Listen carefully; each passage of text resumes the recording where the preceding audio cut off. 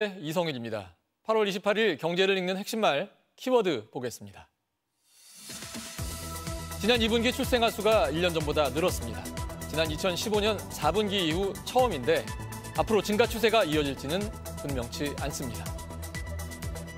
이미지 합성 기술, 이른바 딥페이크를 악용한 성범죄가 확산되면서 불법 영상물을 탐지하고 삭제하기 위한 기술 개발 논의가 속도를 내고 있습니다. 8월 임시국회 마지막 본회의에서 국회가 전세 사기 특별법을 포함한 민생 법안을 여야 합의로 처리했습니다. 22대 국회가 지난 5월 말 출범한 이래 여야 합의로 법안을 통과시키는 건 이번이 처음입니다. 나세웅 기자입니다. 국회가 오늘 오후 8월 임시국회 마지막 본회의를 열고 민생 법안 28건을 합의 처리했습니다. 22대 국회 출범 이래 여야 합의로 본회의에서 법안을 통과시킨 건 이번이 처음입니다. 여야는 특히 의사의 의료행위에 준하는 시술과 처치 등을 맡는 진료지원 간호사, 이른바 PA 간호사의 근거를 마련해 이들을 법적으로 보호하는 간호법을 의결했습니다. 찬성 283인, 반대 2인, 기권 5인으로서 간호법안 대안은 가결되었음을 선포합니다.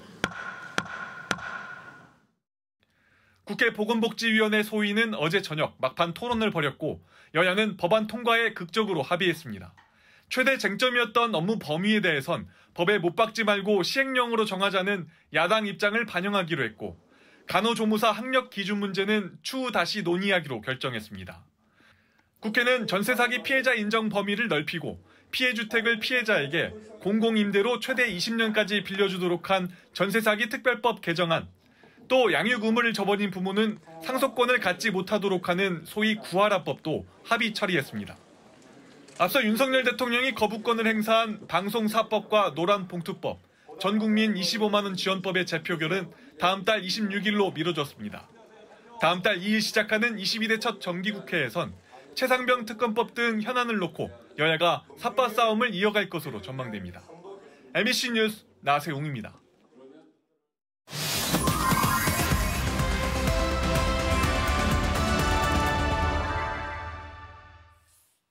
추석을 앞두고 농산물 가격이 들썩이는 가운데 정부가 추석 성수품을 역대 최대 규모로 공급하겠다고 밝혔습니다. 연휴 기간 국내 관광 촉진을 위한 할인도 지원합니다. 김건휘 기자입니다.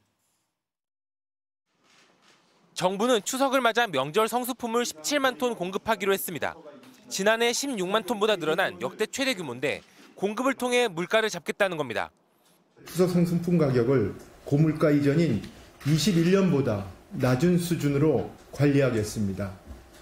폭염으로 인해 가격이 급등한 배추와 무는 추석 3주 전인 그제부터 하루 평균 700톤, 모두 12,000톤을 공급하겠다는 계획입니다.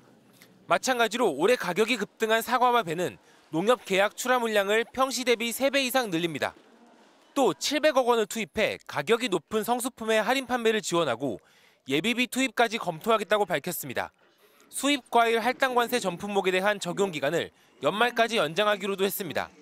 장바구니 물가 걱정 없는 풍성한 한가위를 보내실 수 있도록 모든 역량을 집중하겠습니다.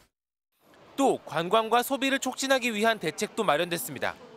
비수도권 숙박시설을 예약할 때 할인을 해주는 숙박 쿠폰을 50만 장 배포하고 여행 경비를 지원받는 휴가 지원 사업 대상 노동자도 20만 명까지 늘리기로 했습니다. 추석 연휴 기간인 다음 달 15일에서 18일에는 고속도로 통행료가 면제되고 KTX와 SRT 티켓은 역귀성 때 30에서 40% 할인하기로 했습니다. 한편 정부는 이른바 김영란법으로 불리는 청탁금지법에서 현행 15만 원인 농축수산물 선물 가액 한도를 높이는 것도 검토하기로 했습니다. MBC 뉴스 김건희입니다. 통계청이 오늘 발표한 인구 동향에 따르면 지난 2분기 출생아 수는 56,838명으로 1년 전보다 1.2%, 691명 늘었습니다. 지난 2015년 4분기 이후 34분기 만에 1년 전 대비 출생아 수가 늘어난 것입니다. 하지만 월별로 보면 전년보다 늘어난 4월, 5월과 달리 6월에는 출생아 수가 작년 같은 달보다 1.8% 감소해 반등세가 이어질지는 아직 명확하지 않습니다. 2분기 혼인 건수는 55,910건으로 17.1% 늘어 작년 1분기의 18.9% 이후 두 번째로 큰 증가폭을 기록했습니다.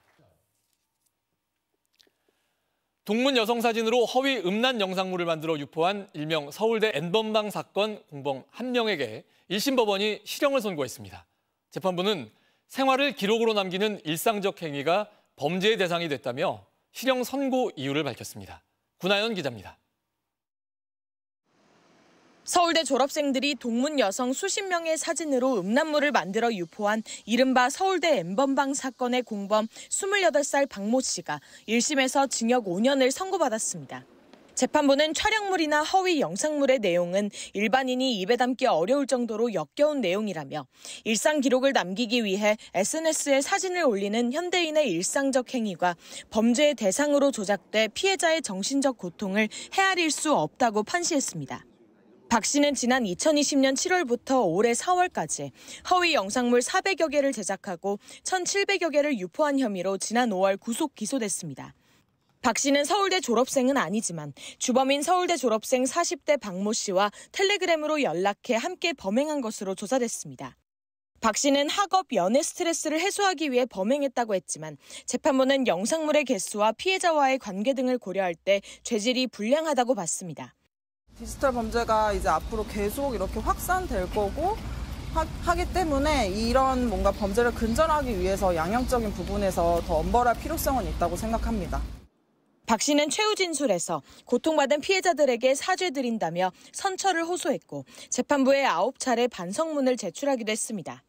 서울대 N번방 사건과 관련해 재판에 넘겨진 사람은 모두 4명으로 선고가 이뤄진 건 박 씨가 처음입니다. MBC 뉴스 구나연입니다.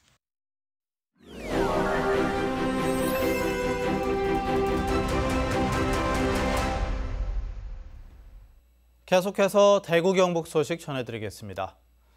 오늘은 흐린 가운데 무더위가 이어졌습니다. 경북 북부 일부를 제외한 대구 경북 대부분 지역에 폭염특보가 내려져 있는 가운데 낮 최고 기온은 대구 29.9, 안동 31도, 포항 27.2도 등 27도에서 32도로 어제보다 2도가량 높거나 비슷했습니다. 내일은 대체로 흐리겠고 대구와 경북 남부 내륙에는 늦은 오후까지 5에서 40mm, 경북 동해안은 모레까지 20에서 60mm의 비가 더 내리겠습니다. 내일 아침 최저 기온은 대구 24도 등 31도 등 27도에서 33도를 보이겠습니다.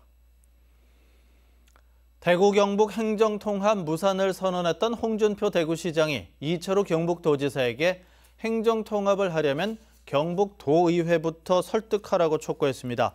홍준표 시장은 오늘 자신의 SNS에 대구시는 시의회 동의로 주민투표를 가름하는데 경북은 주민투표로 추진한다면 도민 갈등만 더 부추길 위험이 있다며 통합 추진을 더할 생각이 있다면 도의회 설득부터 하라고 주장했습니다.